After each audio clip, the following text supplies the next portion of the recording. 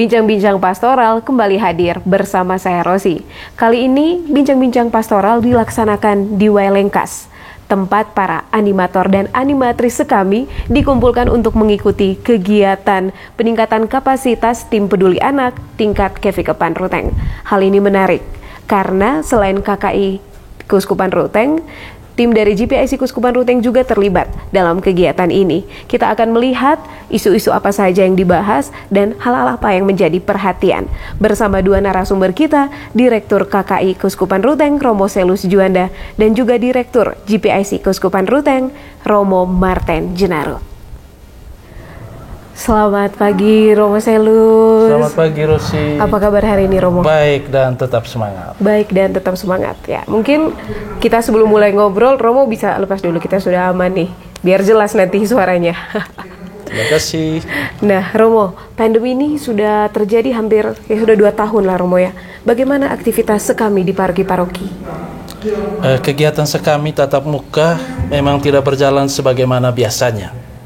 Tetapi kami coba melakukan kegiatan sekami melalui online. Kita di Ruteng coba meminta paroki-paroki dalam kota untuk menjadi fasilitator sekami online. Selain itu kami di KKI mencoba untuk meminta kegiatan online dari berbagai keuskupan di Indonesia untuk kami teruskan kepada para pembina melalui via grup WA. Ada juga beberapa paroki di dalam kota menggunakan Zoom meeting untuk kegiatan sekaminya. Teristimewa paroki-paroki yang ada di dalam kota. Jadi seperti itu ya Romo. Nah Romo, saat ini ada kegiatan para animator dan animatris dikumpulkan nih untuk mengikuti kegiatan peningkatan kapasitas tim peduli anak nih di tingkat Kevikepan Ruteng. Ini yang hadir pesertanya dari mana saja? Yang hadir itu kami mengundang 26 paroki di dalam Kevikepan Ruteng. Tapi yang hadir hanya 23 paroki. Minus paroki Todo, Rentung, sama paroki Bukina. Oke, dari 20... Jadi yang hadir ini ada 46 peserta. 46 peserta dari 23 paroki ya Romo. Ya. Nah Romo, tentang isu child protection atau perlindungan anak, sejauh mana ini penting dalam sekami nih Romo? Perlindungan terhadap anak ini sangat penting karena menurut kami tidak ada tempat lagi bagi anak-anak untuk merasa aman dan nyaman. Keluarga juga belum tentu, sekolah juga belum tentu, bahkan gereja juga tidak nyaman, di mana kalau kita lihat ada kasus kekerasan anak yang terjadi di gereja atau di stasi. Maka perlindungan terhadap anak kita upayakan semaksimal. Oke, dengan melalui pelatihan-pelatihan seperti ini juga ya Romo ya. Supaya mereka yang mendampingi anak-anak langsung bisa mungkin menjadi orang terdekat. Jadi kalau ada apa-apa bisa disampaikan kepada para pendamping di sekami ya. Nah Romo, ini terakhir. Apa harapan ke depan untuk aktivitas sekami di Keuskupan Ruteng? Kami berharap bahwa COVID-19 ini berlalu, supaya kegiatan sekami di paroki berjalan secara tatap muka. Karena anak-anak kami sangat merindukan kegiatan bersama. Tetapi kalaupun COVID-19 belum selesai, maka sekami online kita siapkan. Dan kita tahu secara nasional, mulai tahun C ini, mulai Advent kemarin, 28 November hingga Hari Raya Kristus Raja Semesta Alam tahun 2002, kita sudah menggunakan Digi Sekami. Digi Sekami. Jadi kegiatannya orang tua bisa unduh langsung dari Play Store tentang Digi Sekami. Dan di sana ada kegiatan setiap minggu untuk 54 minggu ke depan. Wah, berarti sekarang sudah ada aplikasi online nih khusus untuk anak-anak sekami. Namanya Digi Sekami. Ada di Play Store ya Romo. Sudah. Bisa diunduh oleh keluarga sehingga nanti kegiatan sekami itu berlangsung di dalam keluarga. Nah, dalam Digi itu memang ada 6 konten dan 6 konten itu untuk supaya mereka anak-anak mengikuti proses 6 konten itu.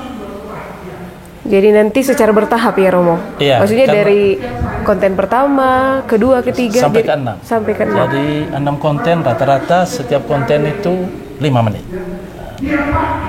Oke, jadi COVID-19 tidak jadi penghalang nih Romo, walaupun nanti tidak bisa bertemu secara langsung, ada Digi Sekami yang bisa di-download di aplikasi Play Store ya, sebagai alternatif. Oke, terima kasih banyak Romo untuk informasi yang kami dapatkan. Terima kasih. Terima kasih.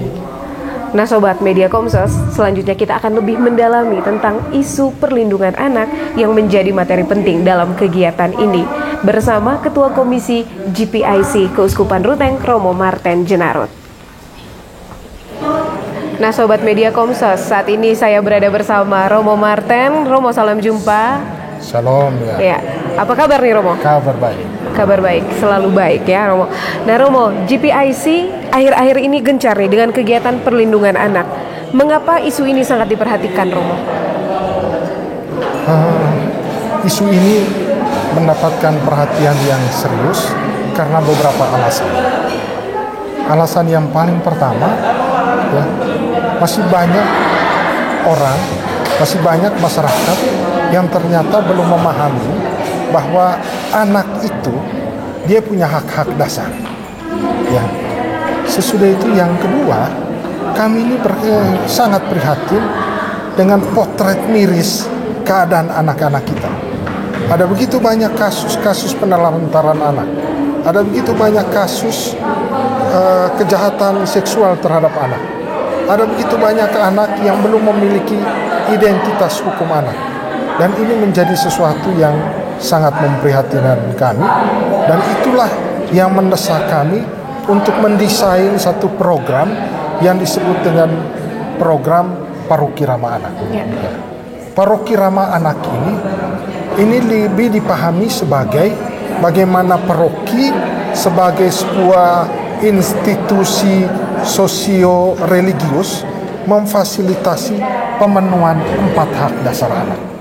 Atau dengan kata lain, Paroki Ramah Anak ini dalam pengertian bagaimana paroki gereja mengintervensi, mengambil bagian dalam pemenuhan 4 hak dasar anak seperti hak hidup, hak tumbuh kembang, ya, hak partisipasi, dan hak perlindungan khusus anak. Nah, Romo bicara tentang Paroki Ramah Anak.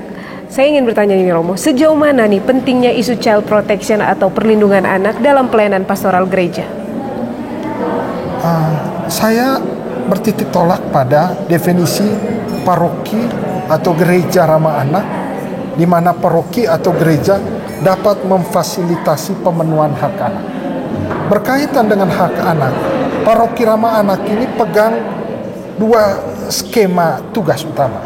Pertama berkaitan dengan pencegahan, yang kedua itu berkaitan dengan penanganan. Omong tentang pencegahan, ini omong tentang bagaimana gereja melakukan kampanye, melakukan edukasi, melakukan sosialisasi berkaitan dengan hak-hak dasar anak. Karena kalau omong hak dasar anak, sebenarnya sekaligus juga omong tentang kewajiban dasar orang tua untuk memenuhi hak anak. Yang kedua, Paroki Ramah Anak juga masuk dalam skema penanganan. Bagaimana kalau ada kasus kekerasan anak? Kalau ada kasus kekerasan anak, yang perlu kita tolong itu bagaimana ya penanganan kasus terhadap pelaku ya untuk diurus ya secara hukum. Dan yang kedua berkaitan dengan penanganan korban, melakukan rehabilitasi, entah itu rehabilitasi psikologi atau rehabilitasi medis. Dalam konteks itulah Paroki Ramah Anak peduli dengan anak dalam upaya pencegahan termasuk dalam upaya penanganan. Nah Romo menjadi narasumber ya dalam kegiatan peningkatan kapasitas kali ini. Yang hadir adalah mereka yang mendampingi anak-anak Sekami. Apa harapan Romo untuk para pendamping Sekami ini? Ya. Saya mau katakan begini. Saya punya catatan tersendiri berkaitan dengan Sekami. Ya, dalam catatan saya, Sekami ini sepertinya hanya fokus pada aspek spiritual dari anak.